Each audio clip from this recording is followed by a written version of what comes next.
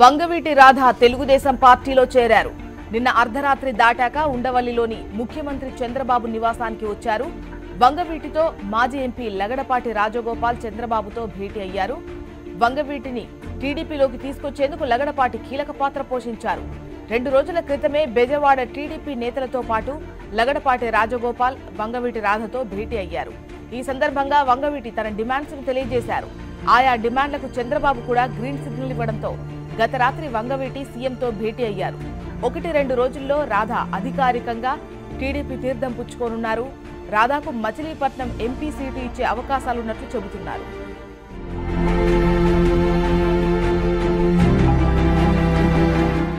వంగవీటి రాధ తెలుగుదేశం పార్టీలో చేరారు.